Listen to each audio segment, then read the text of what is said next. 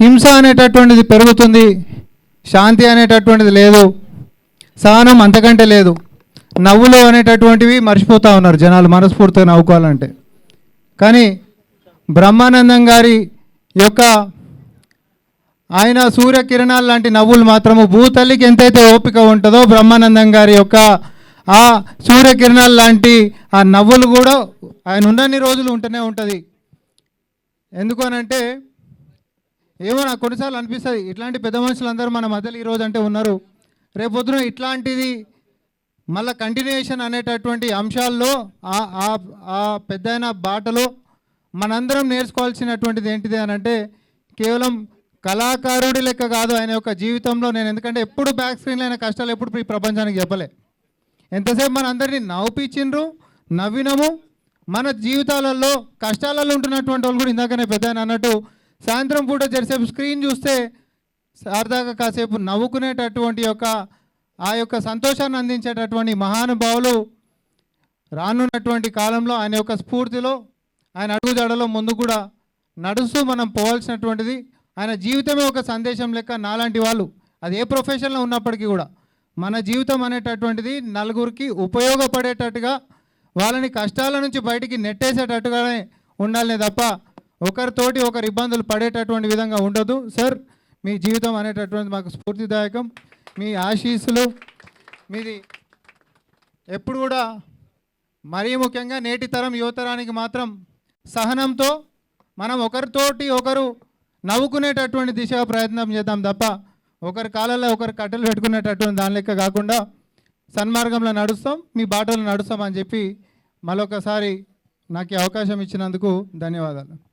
Thank you sir, thank you so much for your valuable words. మీరు చెప్పిన తర్వాతనే నాకు గుర్తొచ్చింది, ఎప్పుడన్నా ఆయన ఇంటర్వ్యూస్ చూసినా, పాడ్కాస్ట్ చూసినా లైఫ్ని ఈ కోణంలో కూడా చూడొచ్చా అని ఒక కొత్త ఐడియాలజీ క్రియేట్ చేస్తారు. In a way you are such a great motivational speaker and philosopher కూడా sir. Thank you so much. And hearty welcome to Prabhas Srinu గారు. థ్యాంక్ యూ సో మచ్ అండి, మీ బిజీ స్కెడ్యూల్స్లో కూడా ఇక్కడికి విచ్చేసినందుకు. అండ్ నెక్స్ట్ బ్రహ్మానందం గారితో ఉన్న అనుబంధం షేర్ చేసుకోవడానికి 30 years మూవీ ఉత్తేజ్ గారిని రావాల్సిందిగా మనం చేస్తున్నాం. అయితే ఒకటి నేను కూడా 30 years అవుతుంది వచ్చి. సారీ 30 years పృథ్వీ గారిని రావాల్సిందిగా కోరుతున్నాం. ఇప్పుడు ఉత్తేజ్ గారా పృథ్వీయా ఎవరు? ఇద్దరు కలిసి వచ్చిన ప్రాబ్లం లేదు సార్.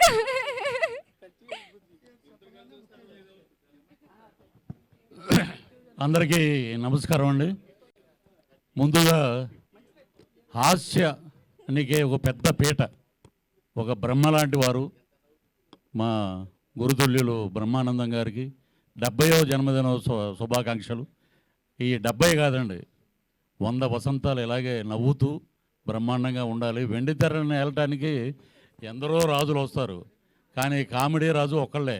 నేను చాలామంది చాలా చోట్ల చాలా వేదికల మీద మాట్లాడతా, పల్లకి మోసిన ప్రతి వాడు బ్రహ్మానందం కాడు అనుకుంటారు. అలాగా బ్రహ్మానందం గారు ఈజ్ బ్రహ్మానందం గారు. అంతే అంటే ఆ బ్రహ్మ బొమ్మ తయారు చేసినప్పుడు మేమందరం కదిలి ఉంటాం, ఆయన కదలలేదు, అలాగే ఉన్నారని.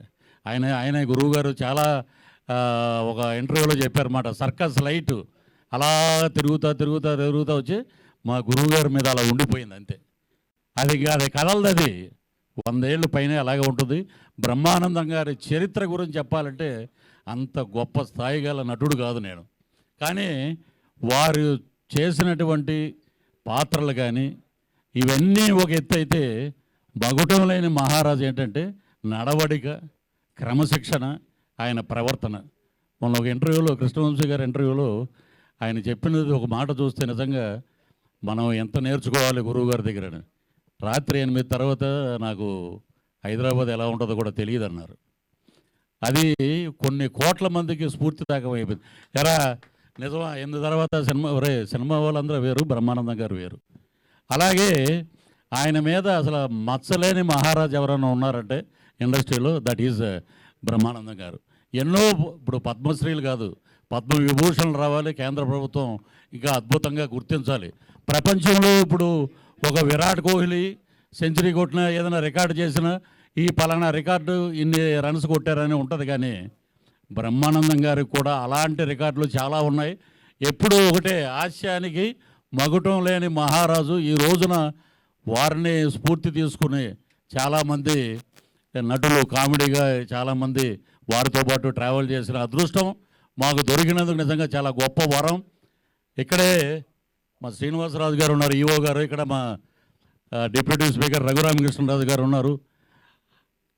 తిరుమల వెంకటేశ్వర స్వామిని ఆద్యంతం భక్తి శ్రద్ధలతో మనఃపూర్వకంగా నేను బ్రహ్మానందాన్ని నేను అనే మాట లేకుండా అందరూ బాగుండాలి, అందులో నేను ఉండాలని పూజ చేసి మాట్లాడే ఆ భగవంతుడితోటి సన్నిధానంలో కూర్చుని ఆ ధ్యానం చేసే ఫోటో ఈరోజు వచ్చింది. అది గూగుల్లో ఆయన కూర్చుని మెడిటేషన్ చేస్తుంటే నిజంగా ఏంటంటే ప్రపంచంతో సంబంధం లేదు, మా ఇంట్లో ఏ దేవుళ్ళు ఉండరు, ఓన్లీ వెంకటేశ్వర స్వామి ఫోటో నిలువెత్తు ఫోటో ఉంటుంది.